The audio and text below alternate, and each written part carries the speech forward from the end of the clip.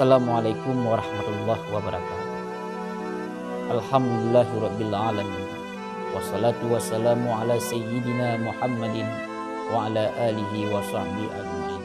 Amma ba'd. Qaddimu amalakum bidaril akhirah tajidu 'indaha fawzan wa najah. Qaddimu amalakum bidaril akhirah tajidu 'indaha fawzan wa najah. Qaddimu amalakum bidaril akhirah tajidu 'indaha fawzan wa najah. Ayuhal mustami'un rahimakumullah. Dalam kehidupan ini kita membutuhkan kebahagiaan. Kita memerlukan kebahagiaan.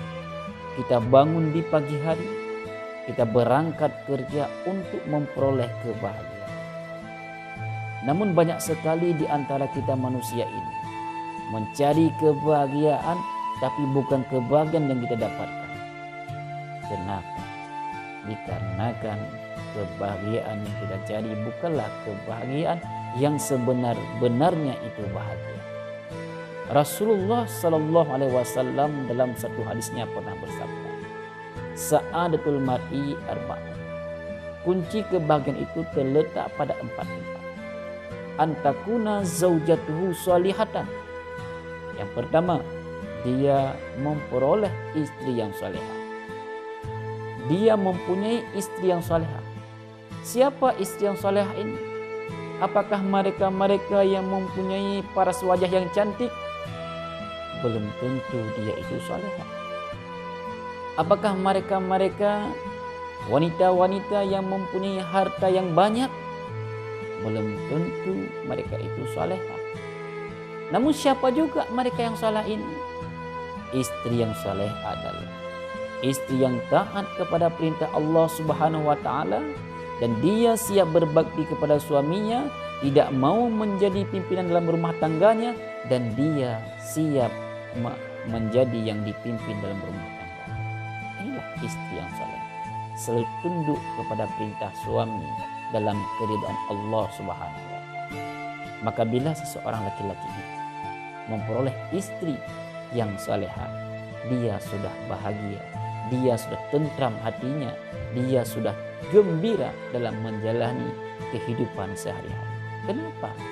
Karena istri yang saleh ini tidak perlu harta yang berlimpah. Karena istri yang saleh ini tidak perlu rumah yang bertingkat. Karena istri yang saleh ini tidak perlu mobil mewah.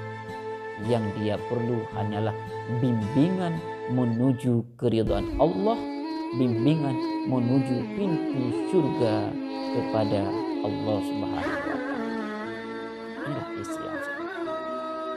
Yang kedua, tempat terletaknya kebahagiaan wa auladuhu abrar. Dia memiliki anak yang saleh. Siapa anak yang saleh ini? Apakah anak-anak yang sanggup membangunkan rumah yang bertingkat kepada kita? Belum tentu. Apakah anak-anak yang sanggup membeli kepada kita mobil mewah? Belum tentu. Apakah anak yang sanggup memberikan kepada kita jutaan uang banyak? Belum tentu. Itu saleh dan saleh. Namun siapa anak yang saleh? Anak yang saleh adalah anak yang selalu mendoakan kebaikan kepada orang tua. Anak yang saleh ini adalah anak yang mendoakan kepada Allah Subhanahu wa taala agar orang tuanya jauh daripada perbuatan keji dan mungkar. Inilah anak-anak yang saleh. Dikala orang tuanya meninggal menghadap sang ilahi, maka anak ini akan duduk di depan kepala orang tuanya. Dia berdoa kepada Allah Subhanahu wa taala, "Ya Allah, ampunilah dosa orang tuaku. Allahumma ghfirli dzunubi wa liwalidayya warhamhuma kama rabbayani." Ya Allah, ampunkan dosaku dan dosa orang tuaku. Inilah ucapan yang keluar daripada mulut anak-anak yang saleh dan saleh. Maka bagi Allah tidak ada hijab untuk menutupi doa anak tersebut. Doanya akan selalu Allah bukakan pintu untuk dikabulkan. Doanya tidak ada penghalang antara dia dengan Allah Subhanahu wa taala. Selalu terijabah.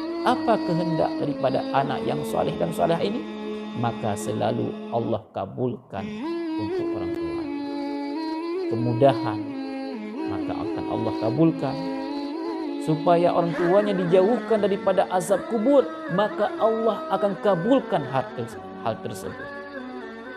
Ayuhal mustami'un rahimah, didiklah anak kita, ajarilah anak kita ilmu-ilmu agama, supaya anak kita menjadi anak-anak yang saleh, anak yang membawa berkah dan rahmat bagi kita sebagai seorang orang tua, anak yang membawa manfaat kepada kita, anak yang menolong kita dikala kita nanti di hari akhirat mendapatkan neraka Allah Subhanahu wa taala. Maka anak yang saleh inilah yang datang memohon kepada Allah Subhanahu wa taala agar kita masuk dalam surga, agar kita seorang orang tua memperoleh keampunan di hadapan Allah Subhanahu wa taala. Anak ini merengek-rengek, menangis di hadapan Allah Subhanahu wa taala. Ya Allah, masukkanlah orang tuaku ke dalam surga ya Allah, dikarenakan merekalah aku bisa mendapatkan ridha-Mu ya Allah. Maka Allah akan mengijabahkan, akan mengabulkan permintaan anak ini di akhirat kelak dengan memasukkan kita dari dalam neraka menuju dalam surga. Luar biasa. Ayuhal mustami'un rahimakumullah. Kunci yang ketiga terletak pada wa khulafa'uhu minas shalihin.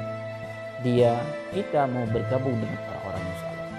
Siapa orang yang saleh ini? Ahli ilmu, orang yang mempunyai ilmu, yaitu ulama. Al-ulama'u warasatul anbiya. Kata Nabi, ulama ini merupakan warisan para nabi. Jadi apapun yang dikatakan oleh ulama itu menjadi sebuah pedoman bagi kita pada hari ini.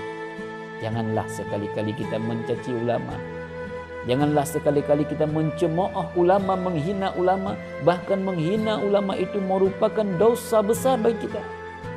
Karena dengan mereka lah kita dapat mengenal yang mana hak dan yang mana batil. Dengan mereka lah kita mendapatkan petunjuk yang benar. Kenapa? Karena mereka lah yang mengajari kita ilmu-ilmu agama, ilmu-ilmu mengenal Allah Subhanahu wa taala dengan sifat-sifatnya. Mereka lah yang mengenalkan kepada kita yang mana yang hakikatnya guru, yang mana hakikatnya orang tua, apa hak-hak seorang anak kepada orang tuanya. Mereka lah yang mengajari kita semua. Maka hargailah ulama, maka takdimlah ulama, beri penghormatan, kemuliaan kepada mereka. Kenapa? Mereka lah yang mengajari kita terhadap ilmu-ilmu agama ini. Mereka lah yang telah mengajarkan kepada kita segala macam aspek-aspek kehidupan dalam menjalani keagamaan di muka bumi ini. Ayuhal mustami'un rahimakumullah. Kunci yang keempat itu terletak pada wariskuhu fi baladi. Dia memperoleh rizki dalam negeri. Kita sudah berkeluarga, kita sudah mempunyai istri dan anak kita. Maka bila kita ingin bahagia, kita memperoleh rizki dalam negeri kita. Tidak usah kita berangkat merantau ke negeri jiran untuk memperoleh sebongkah rizki. Kita memada dengan apa yang ada di dalam negeri. Kita memperoleh rizki dengan cara kita bekerja di negeri kita. Namun ada sebagian daripada kita merantau, kadang-kadang meninggalkan istri mereka di kampung, meninggalkan anak mereka di kampung. Ini tidak bahagia. Ini bukanlah kebahagiaan yang kita dapatkan kalau seperti ini. Tapi kebahagiaan di saat kita berkumpul dengan keluarga kita, bersatu dengan keluarga kita dalam satu atap. Di situ ada seorang istri, ada seorang suami, dan ada seorang anak. Disitulah terbentuk kebahagiaan, keharmonisan dalam rumah tangga. Maka empat hal inilah bila kita dapati, insya Allah kita akan bahagia dalam dunia ini. Sebelum kita dapati, maka raihlah tempat ini untuk kita selalu bahagia dan meningkatkan ketaatan kita kepada Allah Subhanahu wa taala. Maka cukup di sini dulu pembahasan pada hari ini. Lebih dan kurang